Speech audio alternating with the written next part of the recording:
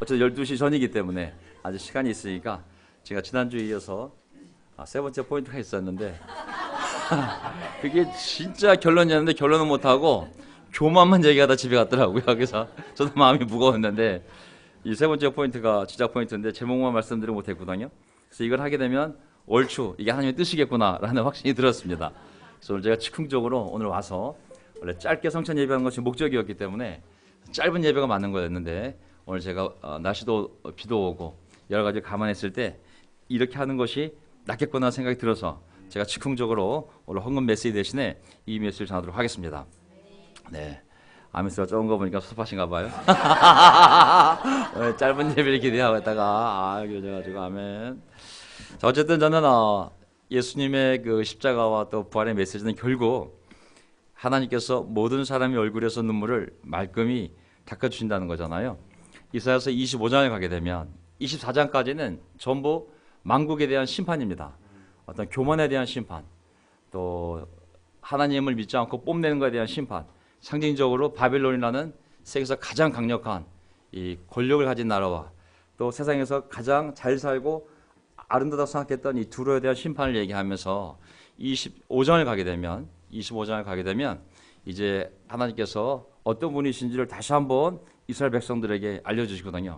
4절을 보게 되면 참으로 주님께서는 가난한 사람들의 요새이시며 공경에 빠진 불쌍한 사람들의 요새이시며 폭풍우를 피할 피난처이시며 떼약볕을 막는 그늘이십니다.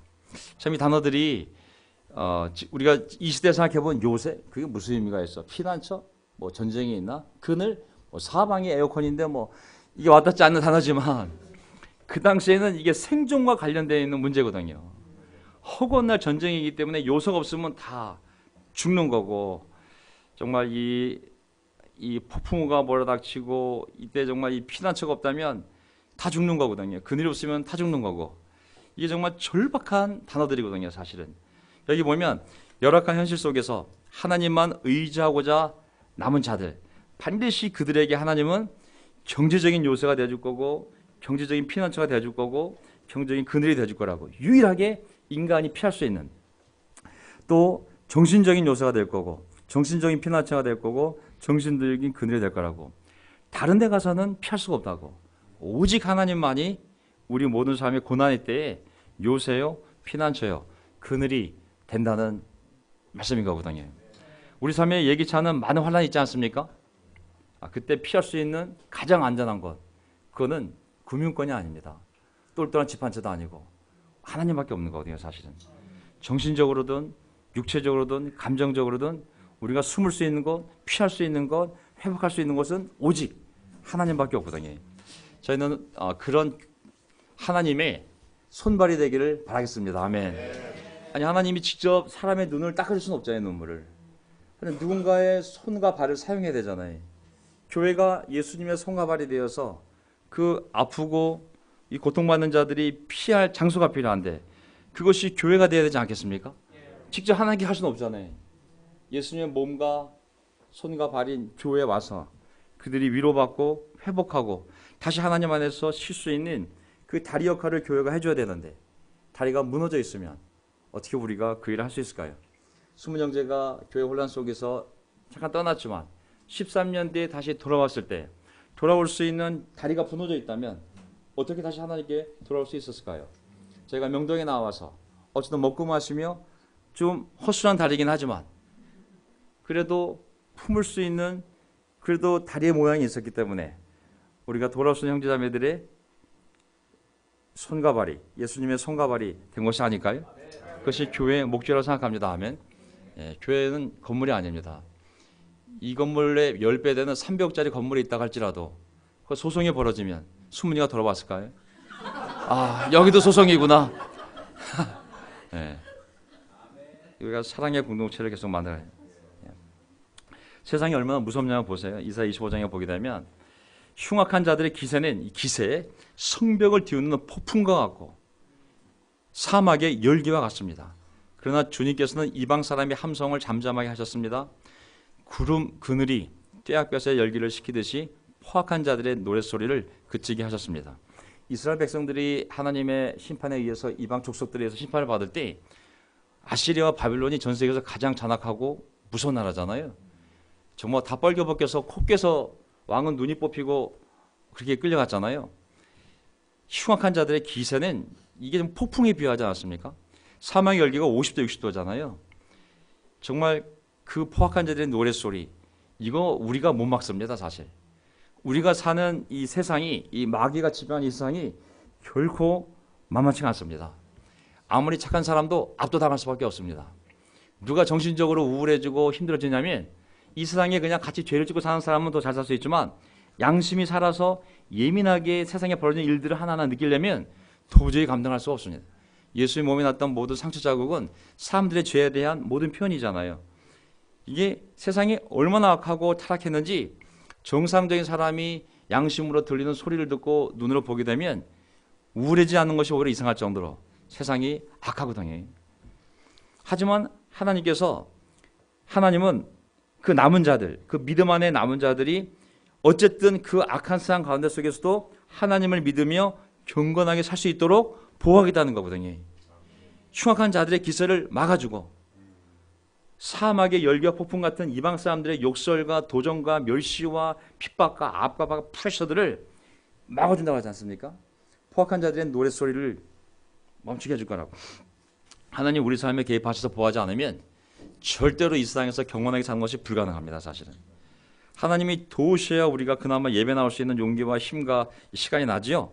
하나님이 도우시지 않으면 세상의 기세에 압도당하고 그들의 함성에 우리의 양심의 소리가 묻혀버리고 그들의 악의 열기가 우리의 마음을 태워버리거든요. 같이 죄를 지지 않고는 살 수 없는 세상이 이 세상이거든요. 사실 저도 우리 아들을 키우지만은 제 딸도 키우지만 세상이 스카이예요. 스카이. 초등학교 때부터 스카이를 보내려고 아이들을 학원에 보내는 이 열기에 부모가 확신을 안 가지면 압도되어 버리거든요. 사실은 우리가 원하는 스카이는 그 스카이가 아니잖아요. 우리 정말 스카이, 그냥 천국을 원해요. 스카이. 하지만 그들의 스카이는 이 서울대, 고려대, 연세대잖아요. 얼마나 다른 스카이인지요.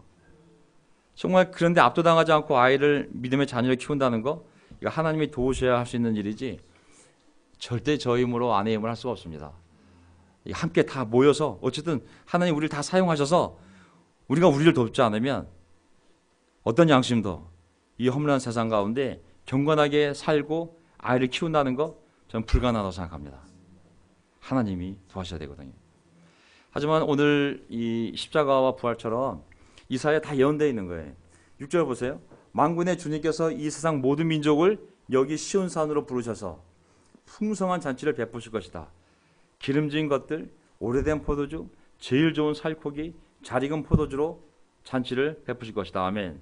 저도 오늘 살코기 좀 사왔어요.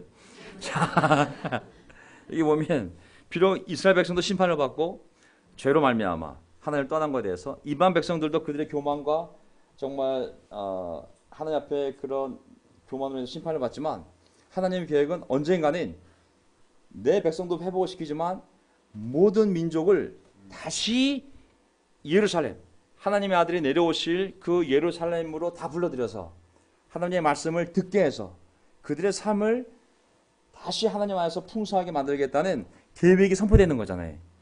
모든 민족을 풍성한 잔치로 초대할 거라고. 이 잔치는 이 내용을 보세요. 제일 인간이 먹을 수 있는 가장 좋은 음료수와 음식을 얘기하고 있는 거거든요.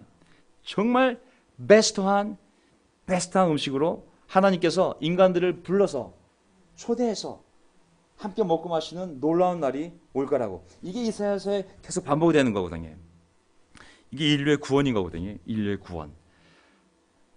시작 성경으로 넘어오게 되면 전부 초청의 이야기예요. 초청의 이야기. 사실은 계속 초청을 하는 거거든요. 하나님께서 오셔가지고 예수님을 통해서 마태복음 22장 3절을 보게 되면 예수님의 비유를 보게 되면 많은 손님을 초청하는 왕은 잔치 준비가 끝나자 신하를 보내 시간이 다 되었음을 알리게 하였다. 이 비유는 뭐예요? 바로 이사야가 예언했던 하나님이 베스트한 음식을 준비하고 모든 민족을 이 시온으로 초청을 해서 잔치를 베풀 거라는 그 초청을 예수님이 하고 계신 거거든요. 하지만 모두 오기를 거절하였다.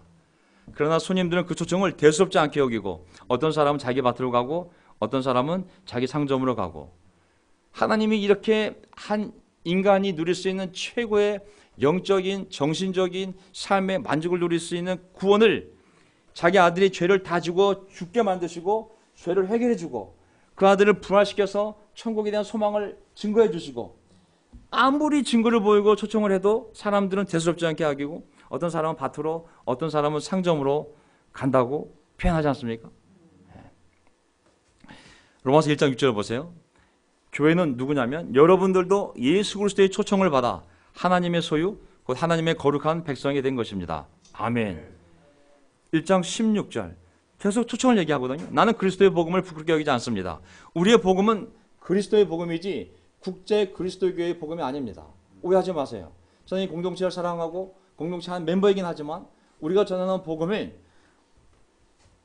예수님께 나오라는 초청이지 하나님의 나라 안으로 오라는 초청이지 우리 운동을 자랑하는 초청이 아닙니다. 우리 교회를 자랑하는 초청이 아닌 거거든요. 예수님이 우리의 죄를 지고 돌아가셨지 교회가 예수님이 우리의 죄를 지고 죽은 것이 아닌 거거든요. 그리스도의 복음을 부끄럽게 여기지 않습니다. 이 복음은 믿는 사람이면 누구나 가리지 않고 하늘나라로 인도하는 하나님의 능력입니다. 이 소식이 처음에는 유대인에게만 전해졌지만 지금은 모든 사람이 똑같이 하나님께 나아갈 수 있도록 초청받고 있습니다. 아멘. 그러니까 우리의 복음은 우리의 전도는 초청인 거죠. 초청. 예수님께 오라는 하나님께 오고 하나님의 놀라운 잔치에 들어오라는 초청임을 알 수가 있습니다. 뭐 계속 반복이거든요. 다 읽을 수는 없지만은 넘어가겠습니다. 근데 이 잔치가 얼마나 풍성하냐면 그냥 잔치가 아니라 아까 얘기했듯이 기름진 고기와 제일 오래된 포도주를 가지고 하나님이 직접 준비한 풍성한 잔치를 초대 아니겠습니까? 이 성경을 보게 되면 다 풍성하다는 단어가 굉장히 중요한 단어예요. 예수님은 뭐라고 말씀하셨냐면 요한복음 10장 10절 내가 온 것은 양으로 생명을 얻게 하고 더 풍성히 얻게 하려는 것이다. 하나님의 잔치는 풍성한 잔치거든요. 사실 저는 우리 제자의 삶이 풍성하기를 바랍니다. 아멘. 정말 우리의 모임이 풍성하고 우리의 큐티가 풍성하고 우리 기도가 풍성하고 이 풍성한 생명을 누리도록 내가 온 것이라고 간신히 구원받는 정말 찌질이 인생이 아니라 정말 인생을 마음껏 누리는 거룩하되 가장 즐거운 공동체가 되라고 우리 부르신 거거든요. 사실 빌립보서 1장 9절 보세요. 내가 기도하노라 너희 사랑을 지식과 모든 총명으로 점점 더 풍성하게 하기를 바란다고. 고린도서 3장 16절 그리스도의 말씀이 너희 속에 풍성히 거하며 5분짜리 큐티가 아니라 10분짜리 큐티가 아니라 정말 풍성히 말씀을 읽고 풍성히 느끼고 풍성히 나누는 삶. 디모데전서 1장 14절 우리 주의 은혜가 그리스도 예수 안에 있는 믿음과 사랑과 함께 넘치도록 풍성하였도다. 하나님 우리에게 주는 건 찔끔찔끔이 아니라 풍성하게 주었다고. 그럼 우리도 풍성히 받고 풍성히 누려야 되지 않겠습니까? 저는 정말 형제들과의 교제도 풍성히 나누고 싶어요. 사실은 풍성하게 정말 하나님은 우리에게 풍성히 주기를 원하니 나도 그걸 풍성히 받아서 풍성할 삶을 사는 거죠. 디도서 3장 6절 우리 구주 예수 그리스도로 말미암아 우리에게 그 성령을 풍성히 부어주사 그냥 찔끔 따라주는 것이 아니라 쏟아 부었다고. 하나님의 사랑이 되었던 믿음이 되었던 성령이 되었던 말씀이 되었던 교제가 되었던 하나님이 쏟아 붓다고 그러지 찔끔찔끔 주시지 않거든요. 그래서 우리가 그거를 풍성하게 누렸으면 좋겠습니다. 아멘. 저도 제 약점 중에 하나는 어떤 부분은 미래로 나아가기를 바라지만 저도 과거에 붙잡혀 있는 부분이 있어요. 과거에 제가 살아온 삶의 과거 또 이 교회 안에서 겪었던 교회의 과거의 교회 역사의 과거 그 부분들이 긍정적인 부분도 있고 부정적인 부분도 있는데 저도 안타까운 건 뭐냐면 어떨 땐 그 과거가 저를 압도할 때가 있어요. 근데 저도 제 목회에 한계를 느끼곤 합니다. 이걸 넘어가야 되는데 내가 자꾸 이 자극을 받을 때 과거가 떠오르면서 과거 얘기를 하는구나. 자꾸 미래를 얘기해야 되는데 저희 약점이거든요. 제 아내도 그때 힘들어합니다. 더 이상 옛날 얘기하지 말라고. 어쨌든 자 우리의 인생은 어떤 고난이 오든지 간에 풍성한 하나님의 그 쏟아 부으심을 믿고 계속 그걸 누리며 미래로 나아가야 됩니다. 과거에 붙잡혀 있으면 안 돼. 저나 여러분이나. 자 7절 보세요. 7절 그분께서는 이 산 위에서 모든 결례되게 그들이 이제 하나님의 초대에 응하게 되면 그분이 뭘 하시냐면 그분께서 이 산 위에서 모든 결례들에게 씌워진 너울과 모든 민족들에게 덮인 덮개를 없애시리라. 사람이 이렇게 가렸으면 안 보이잖아요. 근데 초대에 응해서 일단 교회에 오게 되면 하나님 말씀을 통해서 그 정신이든 마음이든 경험이든 상처든 하나님 못 보게 만드는 두꺼운 너울 같은 것들을 다 벗길 거라는 거예요. 그거 이방신을 섬기는 잘못 지식이었던 뭐가 되었든지 간에 하나님을 보지 못하게 만드는 그 너울들, 두꺼운 씌워진 너울과 덮개를 없애버리게 되면 어떻게 하겠어요? 하나님을 분명히 보지 않겠어요? 보게 되잖아요. 저희가 왜 이 교회에 와서 열정을 찾았냐면 우리가 하나님을 분명히 볼 수 있게 된 거거든요. 모태신앙이 되었던 뭐가 되었든지 간에 희미하게 알던 하나님을 어느 날 말씀을 통해서 십자가를 분명히 보고 예수님의 제자들을 분명히 보고 하나님의 사랑을 분명히 보게 되었을 때 우리 안에 열정이 생길 수 있었던 것처럼 내가 분명히 하나님을 볼 수 있게끔 너희들을 맡고 있는 너울과 덮개를 다 넘겨줄 거라고. 그러면 하나님을 분명히 볼 수 있을 때 하나님을 분명히 믿고 열정적으로 살아갈 수 있는 힘이 생기지 않겠습니까? 예. 분명히 보는 것. 그래서 맨 마지막에 보게 되면 25장 8절 주님께서 죽음을 영원히 멸하신다. 주 하나님께서 모든 사람의 얼굴에서 눈물을 말끔히 닦아주신다. 그의 백성이 온 세상에서 당한 수치를 없애주신다. 이것은 주님께서 하신 말씀이다. 결국은 궁극적으로 보게 되면 죽음을 영원히 없애주신다고. 우리 모두 언젠가 병들고 이 땅을 떠나겠지만 우리는 죽지 않지 않습니까? 우리가 예수를 믿고 예수님이 부활한 것처럼 우리가 부활의 약속을 얻었기 때문에 부활의 증거인 성령이 안에 있기 때문에 우리는 죽음이 없습니다. 육적인 죽음은 오지만 영원한 죽음이 없어요. 우리 새로운 몸을 입고 하나님과 함께 영원히 사는 길을 하나님이 열어준다 했거든요. 그 잔치에 와서 너를 벗겨서 하나님을 보고 하나님을 믿고 고백하고 하나님의 자녀가 되었을 때 그 자녀의 삶에서 죽음을 영원히 없애버린다고.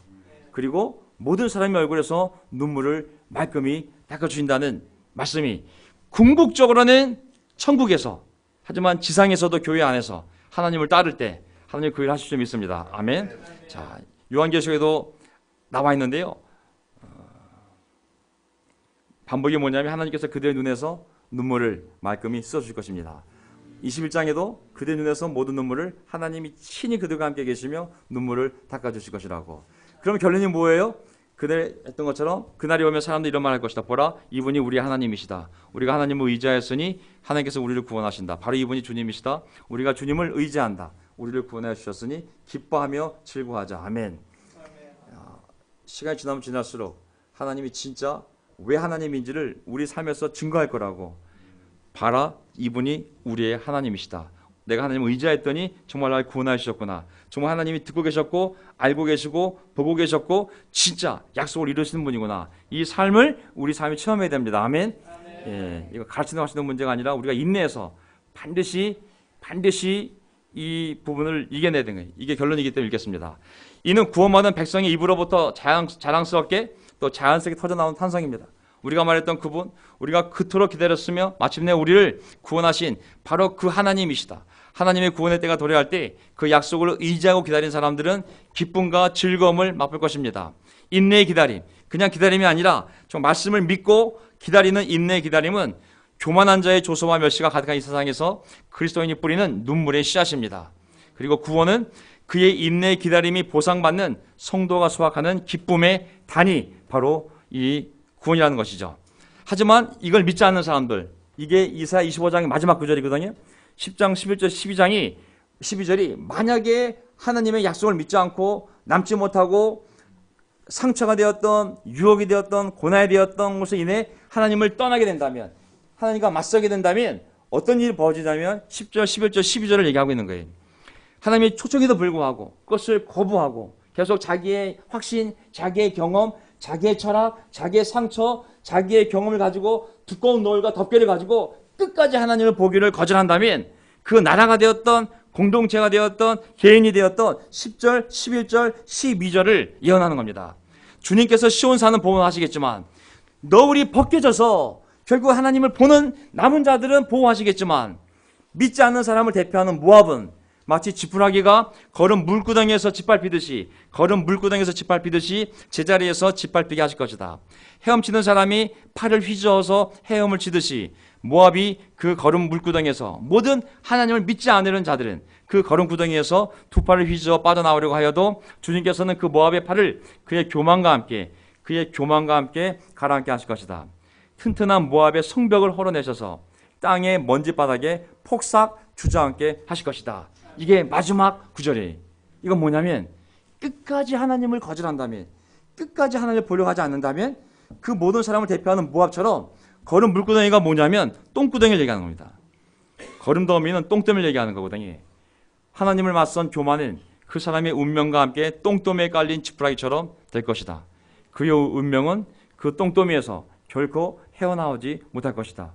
하나님이 최고의 음식을 준비해놓고 초청을 했어요. 교회로 오라고. 내가 교회에서 진리를 선포할 거고 내 아들의 피로 죄를 용서받게 할 거고 그리고 내 새로운 부활의 소망을 줄 거고 너와 함께 할 거라고. 이 초청을 거부하게 되면 거부한 사람의 대표자가 모압인 거예요.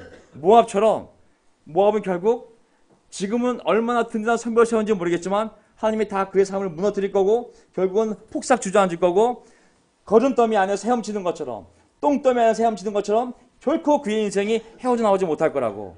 그것을 경고하는 거거든요.